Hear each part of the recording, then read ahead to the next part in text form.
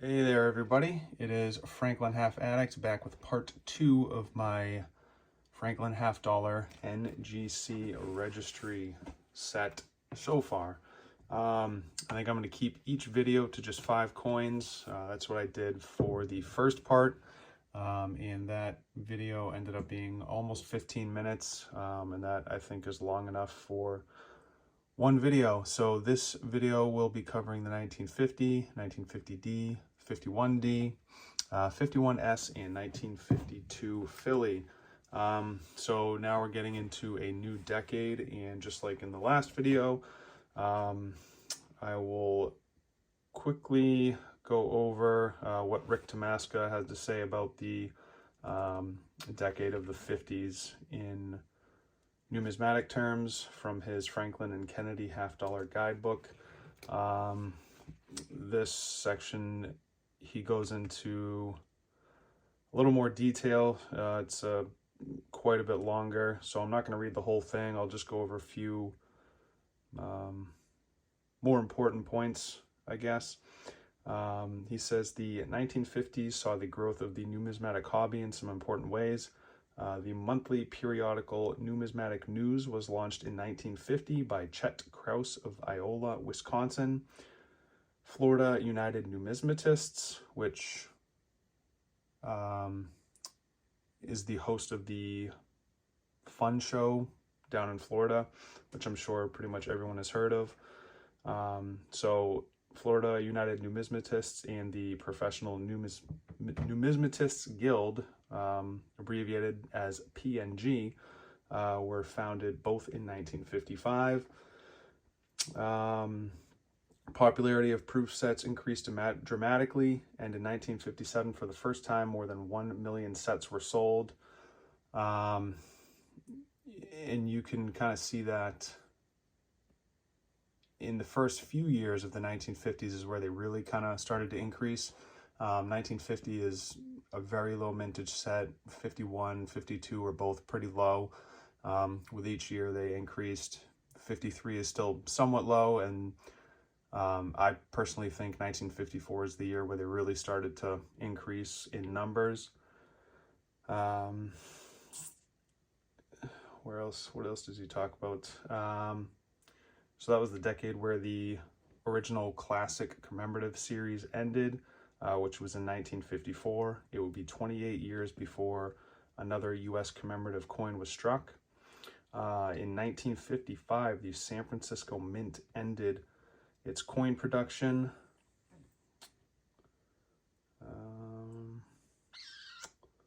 Legendary numismatist B. Max Mail, the author of the Star Rare Coin Encyclopedia, passed away.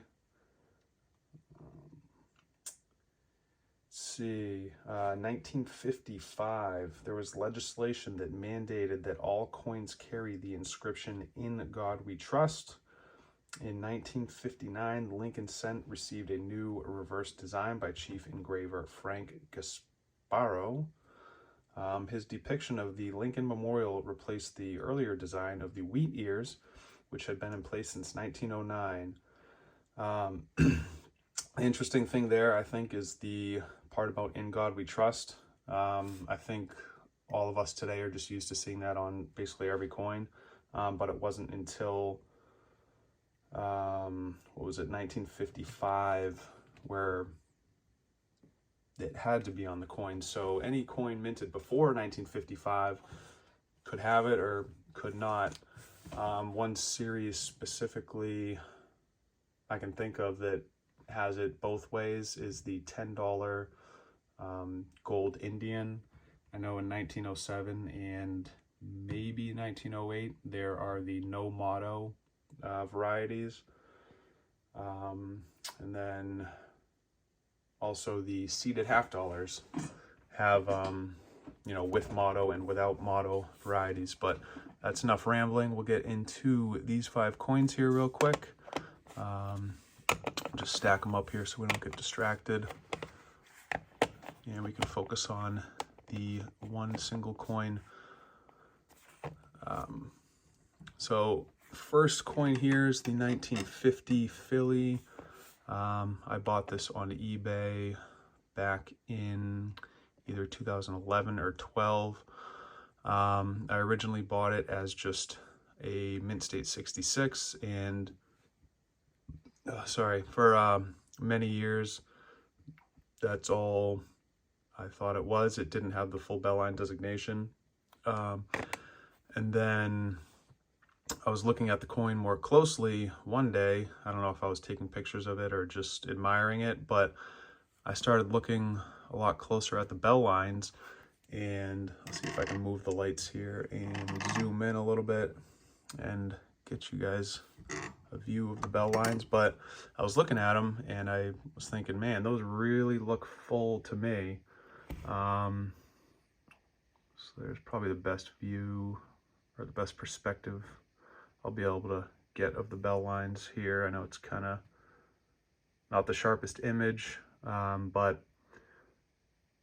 they looked full to me, so I said, you know, I'll send this back to NGC for reconsideration, and sure enough, they gave it the FBL designation. So, you know, it doesn't change the appearance of the coin. The coin was the same either way. It's a really nice coin in my opinion, but the big thing about getting the designation on the holder is in the registry points. I think having the FBL designation more than doubled the points, if I'm not mistaken. And then I ended up having it sent to CAC not too long after that, where it received a green sticker. So this is one of the coins that's been in my registry for the longest, I would say, and I don't really ever see myself upgrading. I like the overall look of the coin. It's got some nice toning, especially on the reverse, and if I were to ever get a coin in a higher grade, I probably couldn't afford it. Next coin is the lowest graded in my, well, actually I think I have one other Mint State 64 so far, but this was another coin I bought on eBay probably around the same time as the 1950, so around 2012. 64 full bell line with the star designation and NGC, for those who don't know, gives the star for coins that have above average or you know, superior eye appeal. I'm assuming this coin received it for the obverse toning. So the one major mark here on this coin that I think is what held it back at a 64 is there's a pretty large scratch going right across Mr. Franklin's face there. So it's a pretty nasty mark, but not too distracting for me. The overall appearance of the coin outweighs, I think, the negative of that mark, so that's never really bothered me.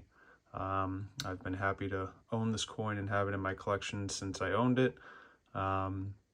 And another one where I'm not sure when I'll upgrade. If I do upgrade, I'll have to go up to, or I would want to go up to a 65 full bell line, but I don't know if I'll be able to match or surpass the eye appeal that this coin has. Next, we have a 51D, also in 65 full bell. This is another coin I've had for a long time. Again, probably about a 2012 purchase for me. Not a spectacular coin. This is one that I have tried to look for a better coin in the past, but haven't really found anything too much better that wasn't outrageously priced. So this coin is certainly fine to have for the time being. The obverse, I don't love it. It's got a little bit of haze. The toning is just okay. I think there are a couple spots over here that kind of have not bothered me really too much, but they always stand out. It's not enough to really take away from the coin's appearance, but the reverse, thankfully, is much nicer. I think the reverse carries the coin. The luster is awesome. It's generally mark-free. Some very, very minor little hits here and there, but nothing that really stands out if you're looking at it just with the naked eye. The bell lines are super crisp and sharp, which is typical for Denver minted issues, especially the earlier issues like the 1950, the 51, which we have here, 52, getting into the 53. And after that, they're not quite as sharp, but still, they're pretty well defined in the later years. So that is the 51D. Next is the 51S. Just, 66, no full bell lines. Where'd I get this? Who is that? I think maybe David Lawrence. It's got really nice luster. I think it already had the CAC sticker when I bought it. If I had to guess, I maybe got this somewhere around the 2014 time. Bright white coin, nice shimmering luster. It's about as much as you would want in a mint state 66. Also, I'm a big fan of these old NGC fatty holders that don't have the line going across there. Just something about them. They're a little different. They're thicker and just a little bit extra to add to the coin overall. And this coin I bought raw at a coin show maybe around 2016. A dealer had this coin, a 1953S, which I have since sold, and a 1955. I sent all three in to get graded at the same time. This coin graded mint state 66, the 53S graded 65, and the 55 graded 66 full bell lines. And what's special about the 1955 is it is a Bugs Bunny variety. And for anyone that doesn't know what the Bugs Bunny variety is, I'll explain it in the next part of this series when I actually show that coin. For anyone that doesn't know and can't wait, I guess you could look it up on Google. But I think when I had that coin graded at the time, that may have been the single finest graded Bugs Bunny at NGC. There might have been one other, so it might have been tied with one other coin for the finest graded. Since then, there's been others that graded 66 full bell lines, so the population's increased quite a bit for that coin. But all three of them, I just kind of was blown away when I saw them, and the pricing that the dealer had on them was very fair. If he had more of these coins, I would have bought every single one he had for the prices he was asking. I mean, the luster on this coin is just incredible, especially on the reverse here. The toning is also extremely nice. We got every color in the rainbow. It's not really overpowering, but it's definitely, in my opinion, a big eye appeal plus for the coin overall. Super deserving of the grade. I think it's a mint state 66 coin all day long. Honestly, wouldn't be surprised if they ended up giving it the plus, but I'm not going to send this back in for reconsideration. I did send this to CAC myself, and I did also send the 53S and the 55 along with it. The 53 didn't pass, but the 55 did get the green sticker. So this is a coin that I don't really ever plan on upgrading. So there it is, part 2 of this Franklin Half Registry series I'll be doing. So we got 10 coins down so far. Again, let me know what you think, guys. I'd love to, hear your opinions on the coins in the video. What'd you like about them? What didn't you like? And of course, thank you for watching. Thanks for taking the time. And have a wonderful time until the next video. All right, see ya.